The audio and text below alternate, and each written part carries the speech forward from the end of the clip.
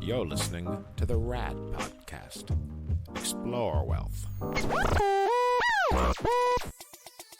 Different model, a different way of doing business. Parts of the country, 24/7, 7 days a week. I was just done with the gurus. If somebody gives me $30,000 to $50,000, that should be a lifetime relationship for Podcast Nation. Because if you give me that kind of money, I have an obligation, in my opinion, a responsibility to see you. All right. So I wanted to do this panel because I really want you guys to be able to ask questions and get the experience. Before we finish up, I know you guys are filling out forms. I know people are in and out, but if nothing else, I want this recorded and I want you to be able to see it because it's just so valuable. You know, every inner circle up here has been with us for quite some time, and some have been more active, some have been less active in what I would call the community, but all of them have been extremely active investors. All of them have been a part of this, and they've all done it in their own way, in their own fashion. And so I'm going to start at the end here with Bob, and I'm going to have him go first. And, you know, just tell everybody anything you want to tell them about. You know, there's a lot of new members in here in the room. And anything that can help them, any guidance you can give them as a Inner Circle member, you know, would be great. And I'm just going to hand you the mic and let you go. Go. Hello, everyone. Me and Christine are having a great time here. We've been with Dutch for 4 years. It's been all good experience. We had some personal loans, he's had some hard loans. Those worked out good. And we had a couple of properties, and those are working out good too. Now, we did have a property because of COVID, and we bought into a rental property. And we got monthly payments for a while. Then COVID came around, and then the lady moved out, whatever happened. Then we didn't get our monthly payments for quite a while, and we're just getting them back now. So we just got a renter in there. So why I'm telling you this is, like what Dutch says, nothing is perfect. But if you just, just take it easy and wait it out, and things will work out. And if you wait too long, if things don't work out, Dutch will buy that property back. And, there's no way you can lose. How could you not do this? I want all my friends to be in this. I can't talk them into it. They think, it's another goofy thing or something, So I'm still trying to get other people in. And it's just a wonderful experience. And we're having a lot of fun. There's two things I think he said there that are really important. One is, and we haven't really talked about this, and maybe this is really good. So during these COVID times, rental assistance is a big deal. And so we worked really closely with renters and rental programs. And so sometimes we might get 6 months of rent or even a full year's worth of rent all in one check. And so that's something sometimes with rental properties we've been able to do. We have done just over, over 85% of all rents collected. And we were only doing, just over 90 before COVID. We'd be between 90 and 95. And so, but you might get lump sum checks sometimes with rentals, different things. The nice part is, we've always carried the mortgages and, not asked people to come out of pocket with mortgages when we're managing and running the properties. And it's worked out really, really well for us. So I don't know that could always be the case. The world is interesting. But Bob, pass the mic to your right. Yeah. Okay.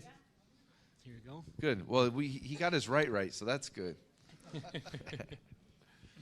All right. Well, I'm Eric, obviously, and I think about going back to the first time that I met you, Dutch, and Amy, and in California 5 years ago for an event, and I think what goes back to my mind is trust, and I didn't trust you guys in the beginning because I had a bad experience with other real estate companies, and when you start learning about a company and you can do a bunch of research and you can look online and there's this point where you don't really have the trust built yet, but there has to be a point where you kind of have to jump and put yourself out there a little bit, which obviously if you're in Inner Circle you've done that.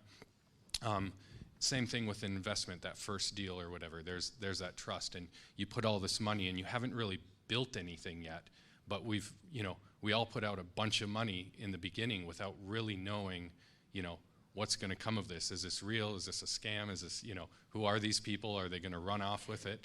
Are they actually doing real estate? So in the beginning, you kind of have to start building that up. But after transaction after transaction, after writing a check, getting a check back, cashing the check, it didn't bounce, okay, good, right?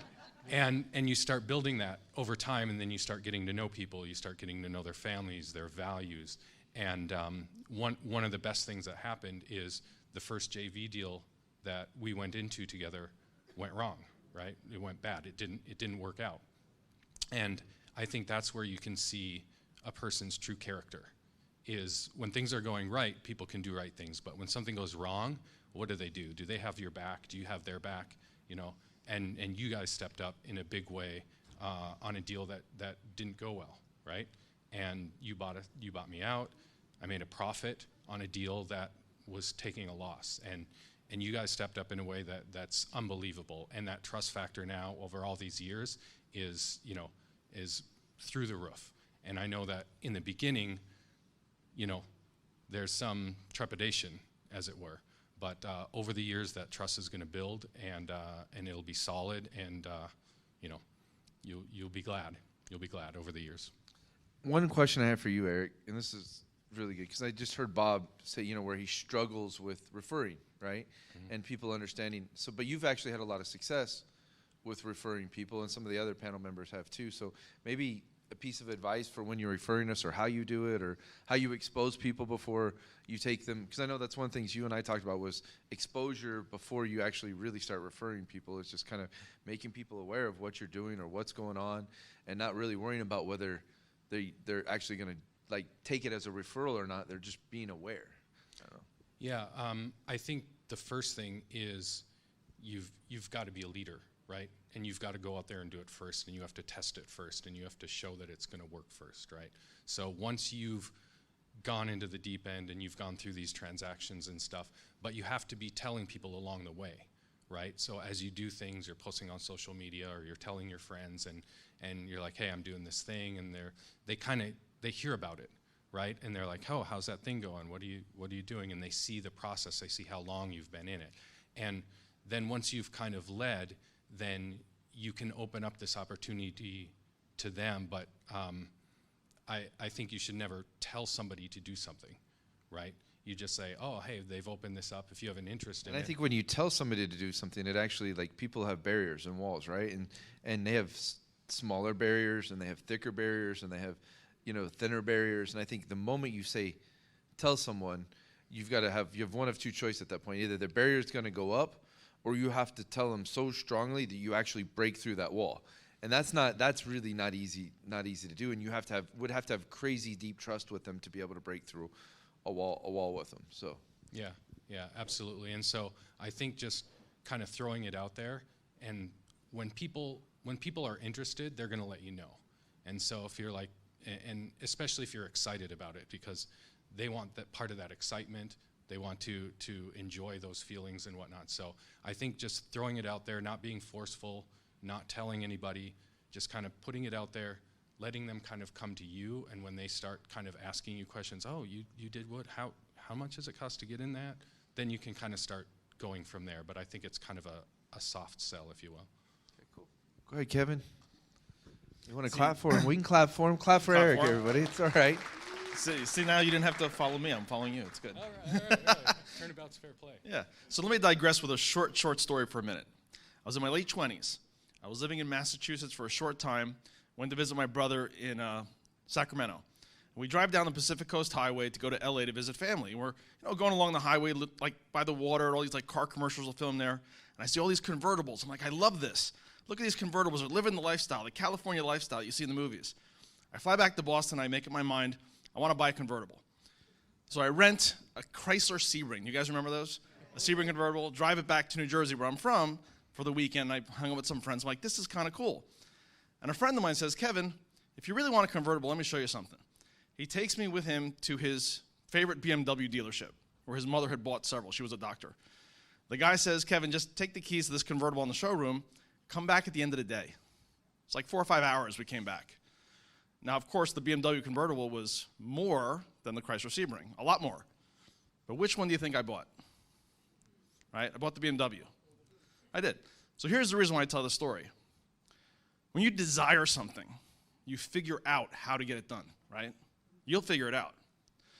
So for me, I was working retail for 20 years. Not because that was my chosen profession. It's what I fell into. I stuck with it. I wanted to be a father. I wanted to be with my kids. I was sitting here in Madison Avenue the week of Christmas, working till 9:30, 10 o'clock at night, every night, working weekends, working holidays. The guy who would get up at 5 a.m. because the store was going to open up on Thanksgiving Day. My why was to be a family man. My why was to be with my kids.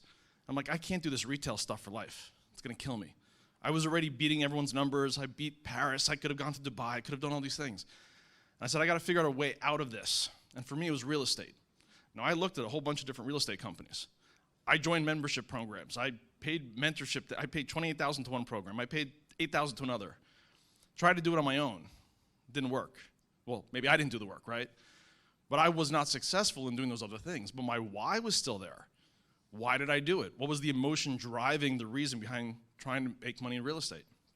So I remember going on this trip in Philadelphia, and I was expecting to meet Dory because I thought Dory was going to be there. But, you know, they send all these properties to analyze. I'm analyzing everything. I knew a little bit to be dangerous. Go down there. I'm like, I want to look at these 50 properties with the intention of going to the auction and bidding on it. And I'm like, what am I going to do next? Am I going to hire a rehab crew? Am I going to manage it from New Jersey 2 hours away? And I got the chance to go through the whole process with Dutch and Dory. And over that weekend, I saw the system of how the system works. I'm like, okay, I get it. They buy it at deep discounts. They rehab it. They either rent it or sell it. The numbers work. That was not an issue for me. You know, pulling things on the title, that wasn't an issue for me. But I wanted to know the people behind the company. And back then, I don't even think I might have talked to Amy on the phone, and I didn't know if Amy was like a secretary in some office. I didn't know who Kenny was. I didn't really know who Dutch or Dory were. But after 3 or 4 days, I knew who they were. And I talked about this earlier. It was the character of the people behind the business. That did it for me. And I said, okay, I'm going to figure out a why, just like the convertible, right? I want this. I'll figure out a way to make it work. And I remember texting Dory like 3 days later going, hey, guess who just joined the Inner Circle? He's like, wow, that's great. Guess what? I didn't have the money back then. I found out a way to make it work. I pulled money out of retirement accounts. I did something to a self-directed IRA. I transferred money around. I made it work. And I didn't have money to do deals yet. I wasn't very active in the beginning. This was 2018. But the desire was still there. You figure out a way to make it work, right? If that's something you really want, you figure out a way. And so for those of you who met me last year, I've been incredibly active since then, right? Even since January 2021, since the American Survivalist Project.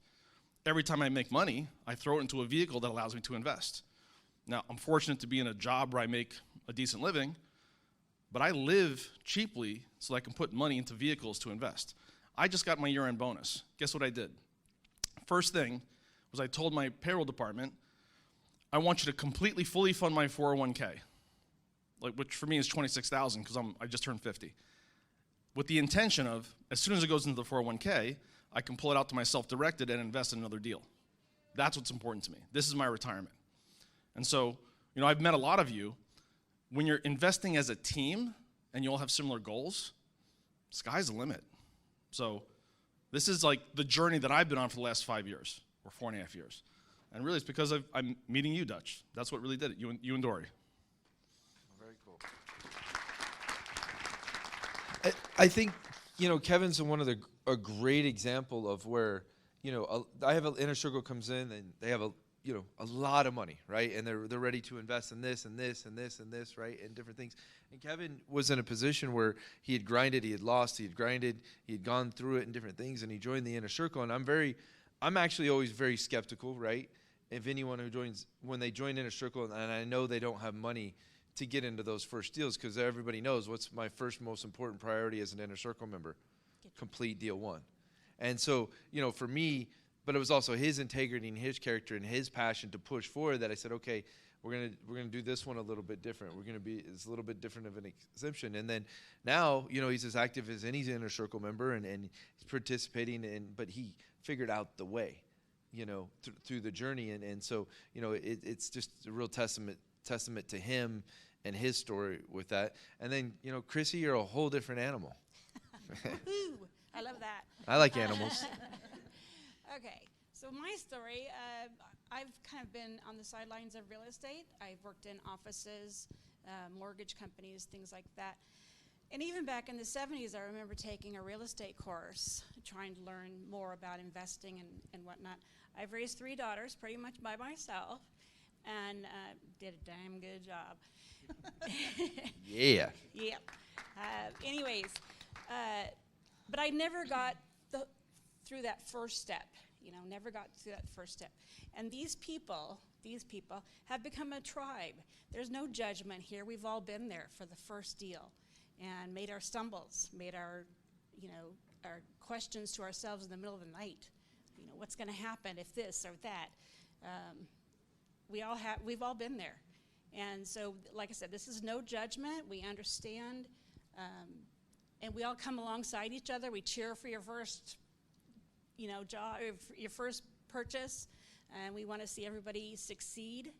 And we're here to just cheer you on and let you know we've been there. And hopefully everybody is very successful. That's our goal. We all have the same mindset in mind, and we take our cues from the leadership, and so we follow along. My former business partner, Randall, one of the founders of what we did, one time he said to me, we were complaining about staff. We were complaining about some team different things, and one of the things he said to me that was pretty inspirational, he said, well, our team is a reflection of us. A reflection of us as leaders, a reflection of how we do things. And it's one of those, great quotes that I took from him from a leadership standpoint. Is like everything we do, you guys are a reflection of us. We're a reflection of you. Our team is a reflection of us. We're a reflection of them. And so I really like when you say that, because it's something that if I wrote down my top 10 leadership principles, that would have to be one of them, is knowing we're a reflection of what we're trying to lead. So it's pretty cool. Go, Robin, go. We interrupt this broadcast to remind you to follow us on your favorite podcast platform. And don't forget to subscribe to our YouTube channel, the RAD Podcast. Robin, go. Geez. Ditto on all of this. Don't really have to go there. We called you and came in and sat down with Dutch. This is all over your social media stuff already. I've had people come up and say, I've seen your video. But the real deal is Dutch, and he was the first one that we met. I didn't meet Amy and anybody else really until later on.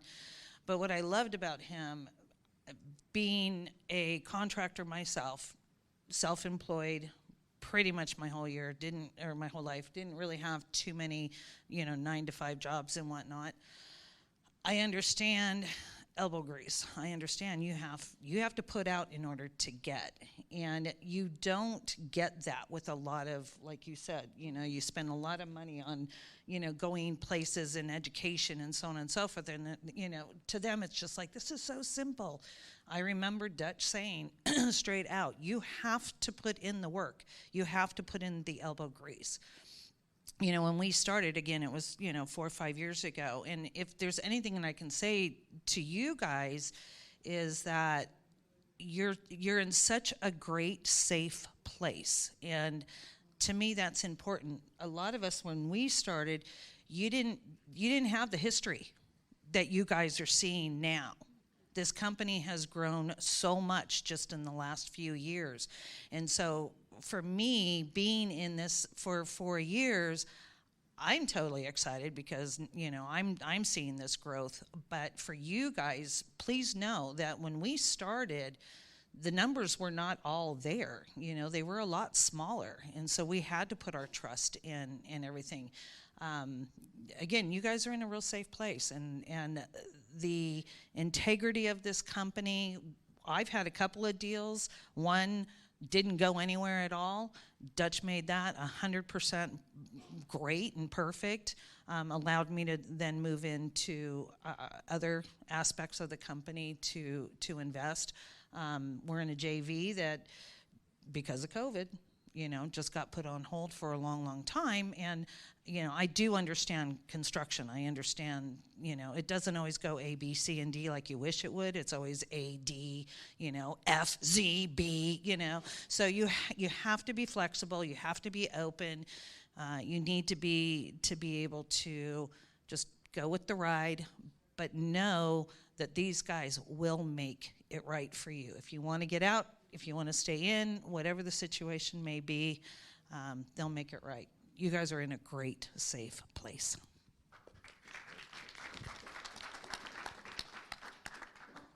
Ditto. Just kidding. Let me tell you about the first deal that we did, which really set it apart for Robin and I.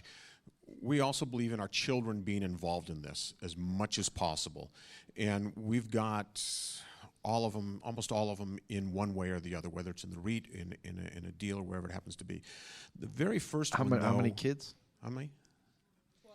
Well, I know, but Yeah, we have 12 kids between the two of us, 15 grandchildren, and one great grandchild coming. So, Patricia, there are people that exist in the planet that have more children than you. We will be available to sell them in the hallway after. No, just kidding. Well, they're income earners. What's the return? Like, how many, no, we're keeping those. we might buy some. So one of the first ones we did was the 20% deal, where Dutch had come on, and we were really getting used to this. And I think this was back in 2018, if I remember correctly. So we had just started with you at that point. And you had us into something else at the time. But then you had talked to Alan Pan, and you knew that you needed to make some changes so you can get the construction work done. And you were offering this special deal of 20% return in 6 months. That's 40% annualized. That's unbelievable, guys, okay? But we were in one thing, and Dutch took us. Well, let me just explain that for a sec. So, Okay. so that seems ridiculous, right? It seems like a ridiculous return. It almost seems impossible.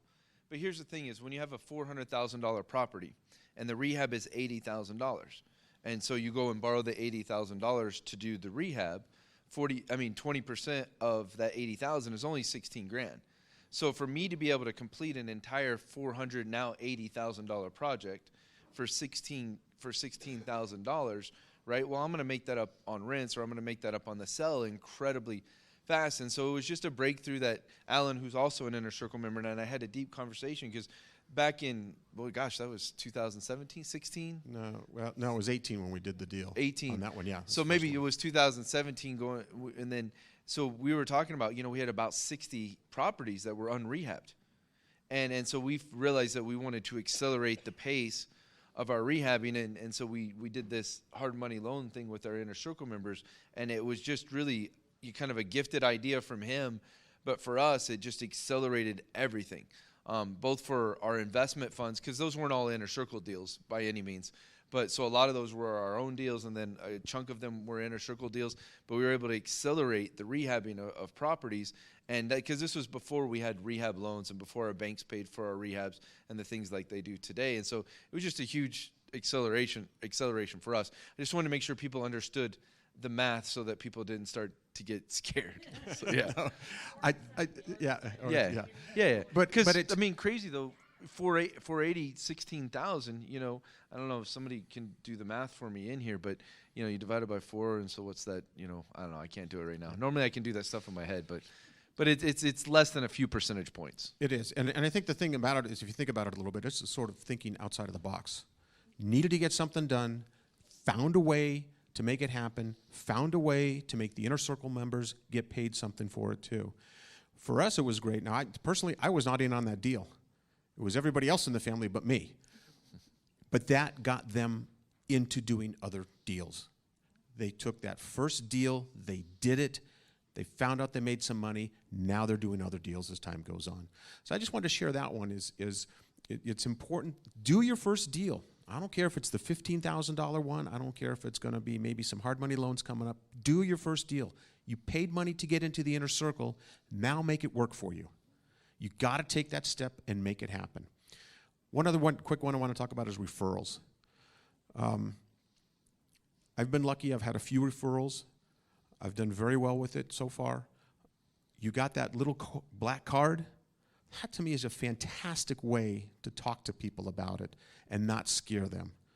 Just let them go ahead and scan it and let them figure it out for themselves. Let them do the work.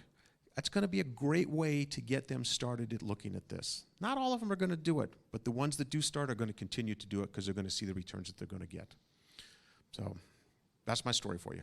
And I'd say some of Jeff's referrals he exposed maybe even a year before, they became a part of the family. And you'll meet some of them that are part of the inner circle. I mean, Alberto has I know he had to take off for a flight, but he has what I call an inner circle tree.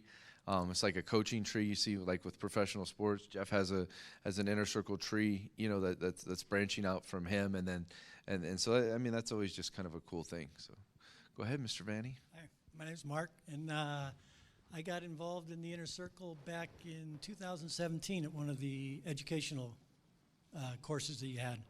I brought my daughter, trying to get her involved, because I've been in real estate for probably 35 years in California. And probably at that time, I was starting to look at other alternatives because California was just starting to get too expensive. And I didn't know any other areas to go to. And when I got into your program, it was, I got someone that has foundations place. You had all the workers, you had all the what do you call it, the team at these different places where you could buy properties and make money. So it was very, very, very interesting to me. But of course, I was very skeptical. So I got. And your brother was too. My daughter was very skeptical. But you brought your brother to one of the events I got my brother too, yeah. And they were all skeptical. They all told me I was crazy. And so that's why I just joined the Lean on Me. Then I went to another one of the educational classes, and that's when Kenny talked me into becoming an Inner Circle member. And looking back, that was the best thing that could have happened to me. From that point on, we just started investing in just about everything that you gave us, and we've done well in everything. I mean, the first JV that we had didn't go well. That was the Hidden Shores, and but you bought us out of that. You took care of us on that. It was a great experience. So, I know people have doubts. You probably all had the same doubts that I had. But trust me, I believe in this company, and they're doing great work. Well, very cool. Now you'll give them all a round of applause. It's great, right? It's fascinating, over the years to hear the evolution of, how we do deals today. I forgot we did HOA foreclosures at one point, right? I mean, we still own some HOA foreclosures today, but we haven't, actively bought an HOA foreclosure in a few years. But I think the Houston auctions are going to open back up, and we'll probably buy some more HOA foreclosures. But go ahead, Felipe, fire away. I just have a question. So I might be on some of the deals already, but I want to ask them that they have the experience and all that. It might be some over here that we're brand new and everything, right? And I have heard some so how you decide how to go in the first deal? I'm talking about JVs. So anybody, right there is an open question pretty much. How do they choose this deal to go over it? So that way you decide, you know what, I'm just going to jump on this deal, and that's it pretty much. That's pretty much whoever want to answer that. So that's fine. That's fine. Well, thank you. Let me jump in real quick. First, you need to evaluate, are you looking for cash or equity? Do you need cash flow, or do you want equity on your book? And that for us is the first question we ask. So now I'm going to pass it on. So good question, Felipe. So I do a couple different things. I don't know if you saw me, so I always have my computer in front of me. And I actually have a template, an Excel template, where I can analyze the deals from the PowerPoint presentation pretty quickly. And so what I'll do is I'll take the address, I'll take the buy-in, I'll take the ARV, and then also take the time frame, and I'll plug it into my Excel spreadsheet. And I'll say, okay, so if my investment is this, and the potential profit is this, minus half, whatever that is, it's going to be an easy number to figure out. And I'm going to figure out my ROI, whatever that is. And then I'm going to figure out months. So if it's a 3-year flip, okay, 36 months. Just give me an idea. It's not going to be an exact science. But if it's an 18-month flip or it's a 9-month flip, right, what I really want to do, and I learned this from Dutch, is to cycle the money. So if I can do a smaller deal, cycle that, get it back in 9 months, and put into another one, cycle that in 9, 10, 12 months, do it again. Sure, I might do that instead of a 3-year flip. Now, some of the bigger numbers on the 3-year flip. So I do a combination of both. Now, I'm in the point of my life where I'm still working.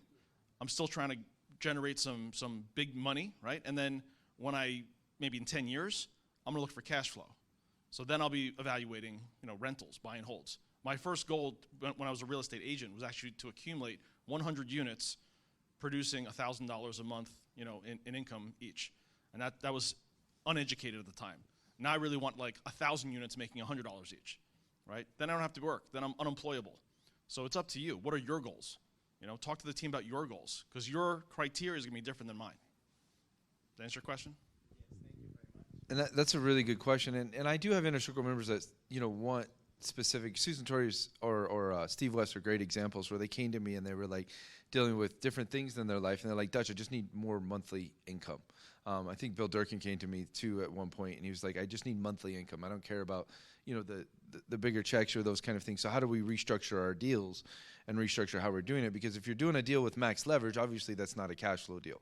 But if we go ahead and decide, hey, here's a lower percentage of leverage, right, on an asset, which still you're going to get good appreciation and good return on that, that's really good. But if we lower the amount of leverage, now we can increase our cash flow on specific deals. And so for those specific Inner Circle members, we kind of adjusted their approach to how we were doing deals and made it more of a cash flow based approach. Because I know a lot of you, you want chunks, especially when you're brand new. You want that first chunk. It's always important. Other questions from everyone? When you sit in the back, the teacher always wonders what you're doing. I have 2 questions. How do you consider tax consequences on if you were to do multiple deals in a year? And second question is, has anybody done an exchange? So you do one deal, proceeds go to the next deal to the exchange. So Jeff, there's a few people up there that are qualified to answer this. So one of the things that we do at the end of the year, all we provide you with is a P&L, right? When you're doing deals with us. So you do all of your own reporting, because you might have other things that factor into your reporting and those kind of things.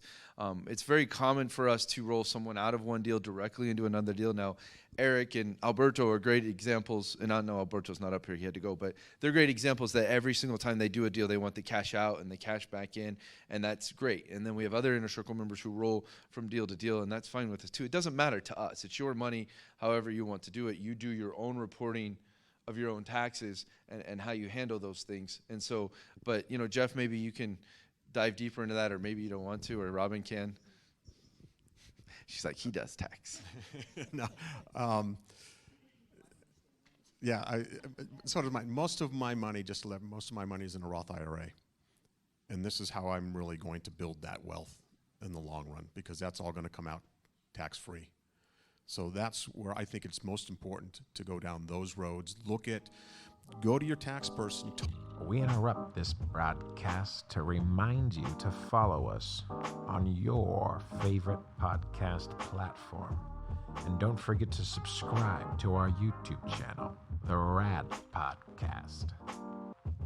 Talk to them. Hey, if I have to convert some of this money from a regular IRA to a Roth IRA, depending what tax bracket you're in, what deductions you have, try to make it happen if you can and get it into the Roth aspect is what I would suggest. And again, I'm no tax expert by any means, but that's how you're going to make your money really grow and come out better in the long run.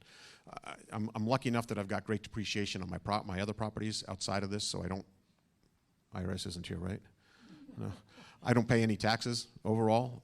Eventually it'll catch up with me, but just talk to a tax attorney or talk to a CPA. Find out what's the best way to get that money into the non-taxable aspect of it overall. Yes, at the end of the year, it's all up to you to report it all. So it's whatever you feel comfortable with.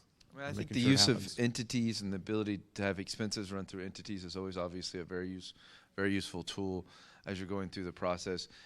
Just so I don't know, because we haven't really talked about this. If you have a 1031 and you're an Inner Circle member, we'll do everything in our power to make sure that your exchange is clean and that you're having a just transaction and a just deal through the process. And so, we've had a good experience with that. And, as well, the opportunity zone, obviously, if you were going to do a 1031, is an alternative choice on how to do things. So that's just another way to look at it. Let me speak to that one real quick, too, because I am going to sell a property as long as the deal goes through, and it is going to go into the opportunity zone.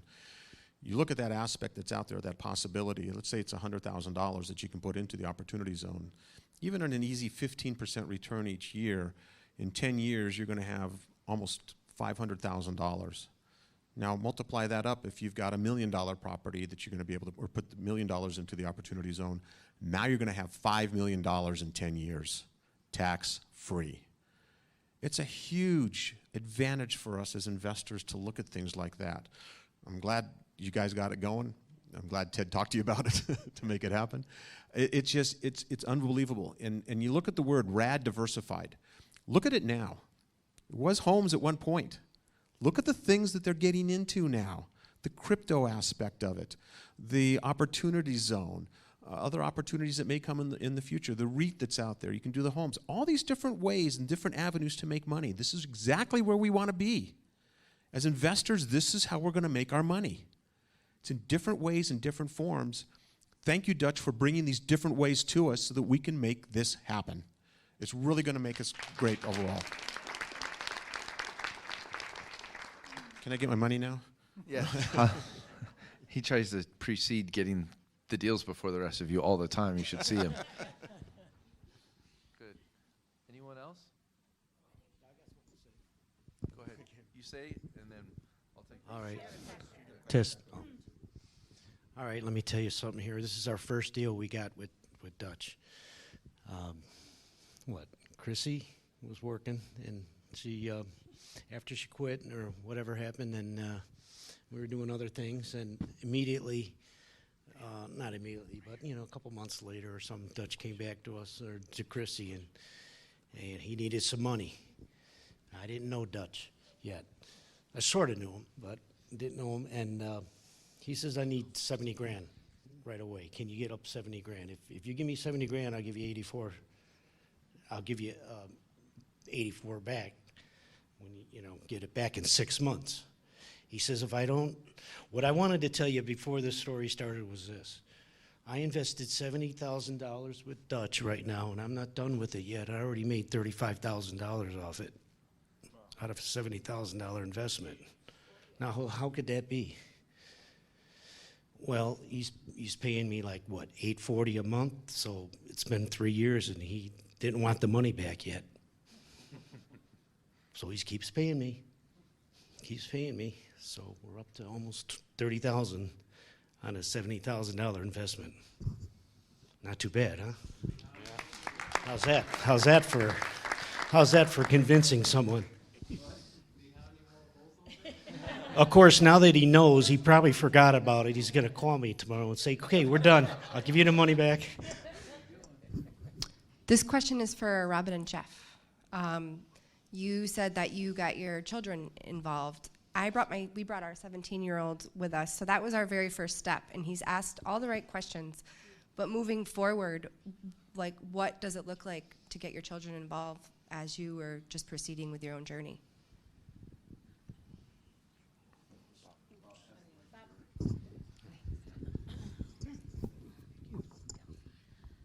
Our children range, well, we have the children, then even the grandchildren. And I'll even tell you a quick little story about the grandchild. But most of the kids had some money, whether or not they sold a house, whether or not they're entrepreneurs themselves and they had money and whatever. So that very first deal that he was talking about, there was myself, 2 of his daughters, and 2 of my daughters that got into that deal. So there was 5 of us all together that made that happen. And then once that got paid out, then we split off into our own, and then the kids got to decide what they wanted to do. Fortunately, our kids are pretty savvy, and they want to do something now. So if your son is asking those right questions and whatnot, then go for it. Put a little something in for him. Let him watch it, My grandson, just recently, I said this real quick to Dutch, he came up to me last month, and he goes, Grandma, you owe me my birthday money. I said, yeah, I do. He goes, you owe me $200. And I said, you're right, I do. And he said, well, I want it. And I'm like, what are you going to do with it? Well, I don't know. I want. At first, they wanted to go buy some Xbox thing or something like that, you know. And I said, let me show you something, Caleb. So I took out a piece of paper and I said, okay, we're going to take this $200 and let's just say we're going to make 10% off of that. So now you're going to have this at the end of the year, but you're going to keep that in. Now you have this, you know. And I just took it out, you know, a few years and whatnot. And he goes, oh. And I said, would you like me to invest the money for you? And he goes, yes, Grandma, invest the money for me. 2 days, well, right before we came out here, the grandkids were doing a challenge. They were challenging each other. Do you know what the bet was? Caleb's investment. If Addison won, then she got Caleb's investment. So this is what, you know. And then our other, one of our other daughters, Sheena, that Felipe knew, and well, she's part of the inner circle as well. You know, they're teaching their kids, you know. So it's important. I didn't start investing. My ex-husband and I, he had a whole other thought about money. And we lived a great life. We did a lot of things. We had a lot of fun, saw all kinds of fun stuff. But when we got divorced, I got all the businesses and got the house and all of that, but I had zero retirement. And now I'm doing much better. I've actually doubled my money with this company in 3 years, about 3 years. You know, what I initially invested back then. And we're both invested in all different aspects of it or whatnot. But yeah, with the kids, just, you know, explain to them, you know, what it is. And if they have a desire to do it, don't pass that one up. Do it. And whatever you have to do to, you know, to get them the money to do it, there's all kinds of different avenues and whatnot to do that, so. One of the things Patricia said to me the other day, her daughter, Dara, is doing an internship with us. Dara's 18, right? Yeah, she's 18.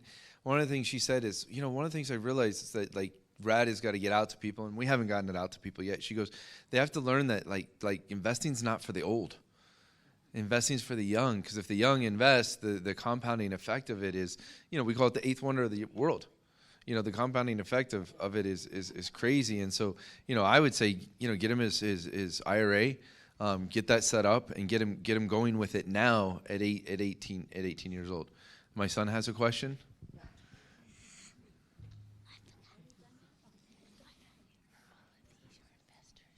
Are these all your investors?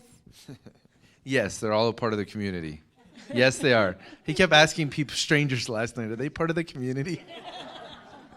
Tony, you want to ask a question? What do you do with investments?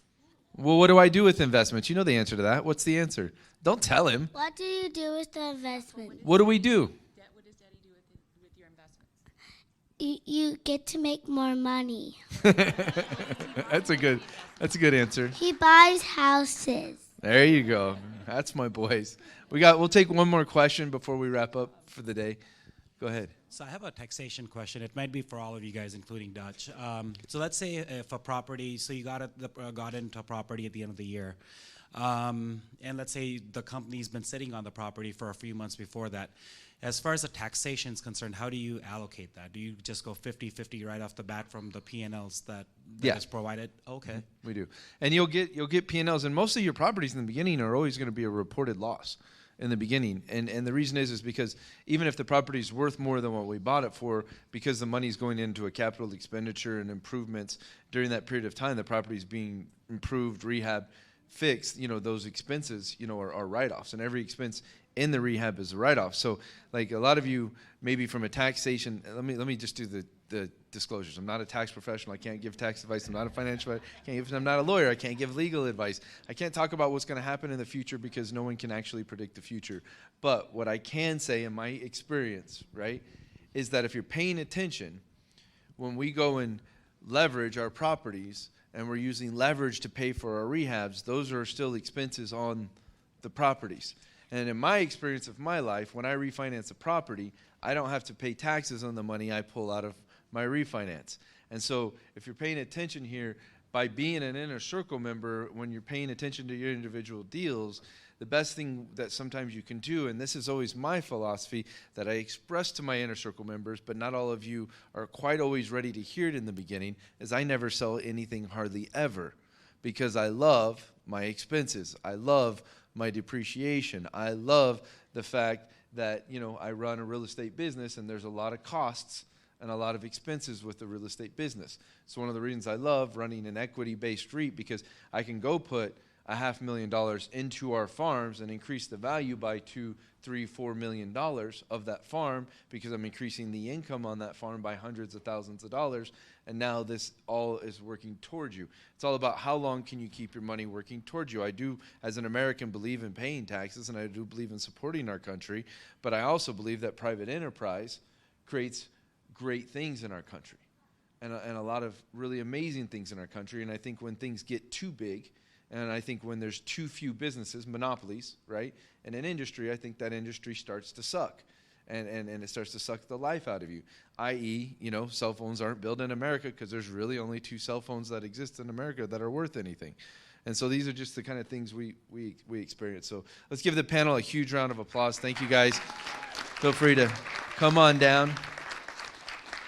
And where is my partner? Where is she at? Let's get Amy in here so we can say good night and goodbye. Maria has brought you guys an amazing, incredible gift.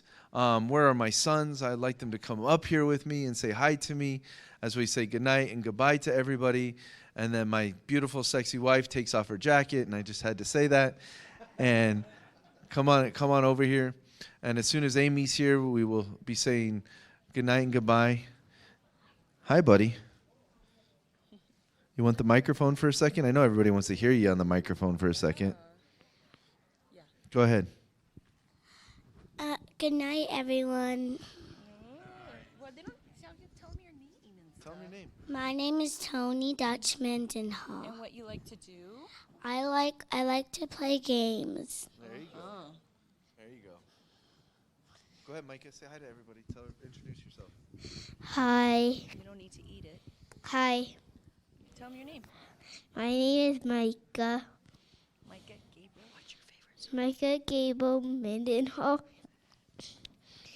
And I like to play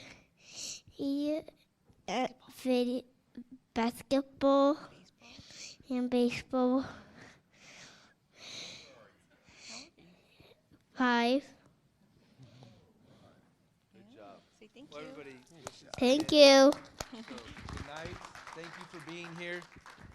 Good night. Thank you for being here. Do you want to say anything, partner? Just go out and do it. Go out and do it. Eat great food with Maria. And what a pleasure to spend the last 3 days with you, everyone.